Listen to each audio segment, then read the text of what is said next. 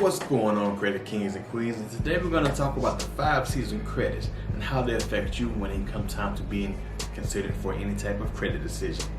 Let's go.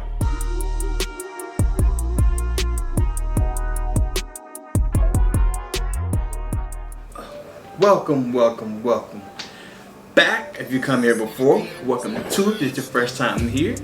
Either way, go make sure you guys like, comment, subscribe, and hit that notification bell because the videos be dropping here every week.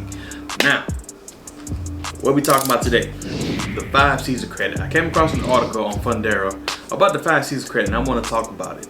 Basically, okay, so creditors look at you and they assess you by your credit score, but there's also other things that go into it when it comes to underwriting. So this 5C thing here is going to talk about the different ways that creditors look at you as a person and as a virtually a portfolio, a file. So let's jump straight into this. Make sure you guys like, comment, subscribe if you haven't already. We're trying to get to 1,000 subs by the end of the year. Come on, y'all, share this video. Share it. We can do this. All right. I'm already at 800. Come on now, we can do this. Let's go. So what are the 5 C's of credit? You got character, capacity, capital, conditions, and collateral. And basically all this boils down to ask one question at the end of the day. Is this borrower a good investment? Because you are an investment to this company. If you're taking a loan from them, they're taking a risk. Alright, I want you to think about something. This is going to be real quick. Let's take the scenario. Your cousin, right? He's known for not paying people back. He's shady and he's just not somebody you can trust. Would you loan him $1,000? No. But somebody who they're trustworthy. You know, you've dealt with them before. You see, you know, or you've heard about them. They've got a pretty good, you know, reputation for being able to pay people back in their trust, they have a job, whatnot. Would you loan it to them? Higher chance, yes, but not guaranteed. That's basically what this is. Loaning people who have good things set up for them where you can trust them to pay you back versus somebody who just always wants some money and never ever pays you back. Don't have a job, you sit at home, smoke weed every day and don't do nothing. We don't want to loan to them. We don't want them over here. We over here, all right? So that's basically what a credit profile is. But so let's get into the first C, character. Just like the example I just gave you guys, character is basically the trustworthiness of this person. Can you trust them to pay you back? And how did they figure that out? Through your credit score. So a good, trustworthy, honorable person pays their debts back. They pay people back, and that's how they be able to loan again. Credit history is virtually your character. Virtually your whole history of how much you pay, credit utilization, all that. It converts into one big thing of, can I trust you? Yes or no? So if you have an iffy history, creditors are usually kind of like slow to try to give you money because you showed in the past that you messed up. So that's why when you're rebuilding credit, it's always kind of hard to get companies to give you anything because one, your credit score says that you can't. One, your credit score says that you can't be trusted, and two, your credit history shows that you've had bad history in the past. So that's why sometimes rebuilding your credit can seem like a losing battle because you can't really get things when you need to show them that you've changed, you've turned over a new leaf. But there's ways, and check out this video right here. It'll show you exactly one of the ways that I learned one of the ways I was able to help increase my credit score. Also, this one right here, another way to help you increase your credit score because, like I said, rebuilding kind of sucks. But let's get into the next C. Capacity is virtually your cash flow. Now they look at your cash flow as a way of, can this person actually pay us back? So at the end of every month, after you pay all your bills and everything, creditors see how much bills you have and how much that you have coming in left over. If your cash flow doesn't match the criteria for them to actually be able to trust you to pay it back, they're gonna deny you, or they're gonna give you a crazy low limit that's not gonna help you, or they're gonna give you a much higher interest rate, which is probably what they're gonna do anyway because your credit score is low. So you can look at it as capacity. Do you have the capacity to pay this loan back? Do you have the capacity to have the money to come in to make sure that big bank, credit union, whatever it is, get their money back? Now this part of your credit score is called a debt to income, DTI for short. Debt to income pretty much is how much money you have coming in versus how much debt you have. They want you under 30% or less for your debt to income. If you're higher than that, they look at you as a risk, a much higher risk, which is another reason why it's hard when you're rebuilding, because your debt concludes your house, your car, any collection that you have, your bills, all that is part of your debt. So when you're trying to rebuild, all the chips seem to be stacked against you, but there's always hope. Like those videos I just tagged up there.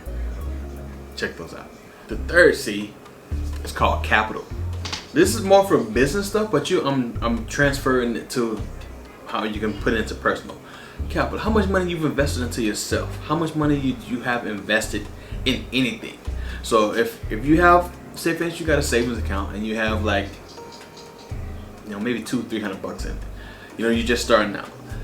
The capital of that, that's how much money that you've put into yourself trying to, rebuild. Some banks actually take that into consideration, as like places that like fintechs, they can look at that like, oh, this person has a little bit of extra cash. It's not a lot, but it's something. They look into that. You're checking your history of checking, check systems. I do a video on that. They do all that. So if you're looking at like a fintech type bank, having money saved or have money investment, like investing into stocks and anything like that, can actually help you when it comes to being approved for credit decisions. Now, as far as big banks, it doesn't do much for that. It's a little bit, it'll help your debt to income, but it doesn't help, show that you have, investments into yourself and investments into the stock market and things like that. So if you don't have any money saved, nothing you can do but what? Try to start saving it.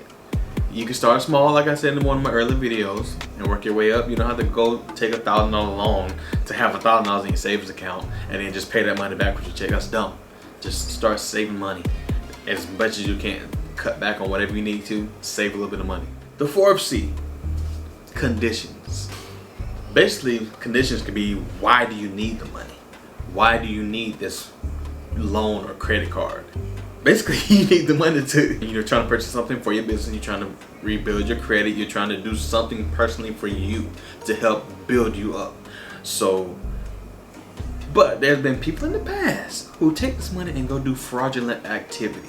That's the biggest reason why people don't like, outside of the credit score, of course, is why banks and everything don't like to, loan to people who don't have a history, because they can go take that money and go buy some coke, some crack, some cocaine or whatever, you never know. So they want to know why you want to use this money, like what is it for, and they want to, if you're trying to use this money, say for instance you want to get into real estate, yeah, and you want to go purchase this place and you need the money for a down payment so you can work on the rehab for the place. Rehab is just the rehabilitation of the establishment or the location. So you put down $30,000. You need $30,000 loan. When you first start out, it's gonna be almost impossible. But say for instance you've been established now and you want to go take that $30,000 and you want to go put it down for that rehab. And you're gonna make that money back. That is a a solid reason on why you want to get a loan. I want to go on vacation. Nah, they're gonna look at you like, we'll give you a little bit. That's why credit cards are very important to have. Get your credit card, you gotta worry about that. Now, for a business, it's like that's personal guarantee pretty much. Like, what can you do to support the loan? But when it's personal, your collateral is virtually the same thing as your cash flow.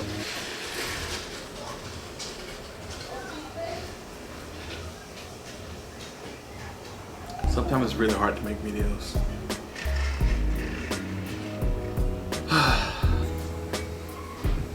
Backup. Collateral. If you don't pay the loan, what can you put back? What can they take from you? Now, in most situations, if you default on a loan, that collateral is the collection agency. They often charge you off as a write-off, or they send your account to collections, whatever, and now you have to pay the collection back, which is a whole nother story. Some places, like if you're doing business credit, which I will, I'm gonna get into next year with another video I'm gonna talk about, is a personal guarantee. Now, you can get the loan, you can get the card, whatever, but is tied to your social security number. When it comes to business credit, you want to have something that's not personally guaranteed, which isn't tied to your personal security, social security number, or you personally at all. So if you make a purchase on your business credit card, it's not going to show up on your personal credit account unless you default on it. And that's where personal guarantees come in. If you mess up on with a personal guarantee, this is going to hit you on your personal, you're going to hit you on your personal credit score. It's going to tank it. So that's something that you don't want, and they want their money so they can even garnish your wages too. So it's something you want to look into. Like, you got to be careful when it comes to these personal guarantees. That's versus the collateral. It's kind of hard to get collateral from trying to rebuild your credit and everything like that, because a lot of these banks don't look at collateral unless you're trying to something like that, when they use your car title loans or something like that. The collateral is your car. Oh, that's pretty much it for this video, you guys. 5 C's. Make sure you guys can try to remember those whenever you're trying to make a credit decision, and try to look at it from the lender's perspective too. Would you loan to you? Would you loan to you? Would you loan to Baby Junior? Or would you loan to Carl, who over here has an 800 credit score? He don't really need the money, but he's just trying to do something. If you were a bank, would you loan to you? That's the number one question you need to ask. Yeah. Right now, looking at my progress, how my score went from a 421 to a 627. Yes, I would loan to me, because clearly I'm doing something right. But they don't look at it like that. But anyway, make sure you guys are subscribed to the channel, like this video, comment, and hit that notification bell, because like I said, we're gonna be dropping videos weekly. I'm gonna try my best weekly. I already got something lined up, but we're gonna try to get me to 800, man. We want y'all to follow this journey, and I'll give me y'all little tips and tricks on the way. I'm not a financial advisor. Let's just get that out of the way too. So I'm not trying to give you financial advice. I'm giving you tips, things that I've done or things that I know about. That's it. All right. Now, get your credit score up. I forgot. Stay up. Catch you guys in the next video, man. I'm out.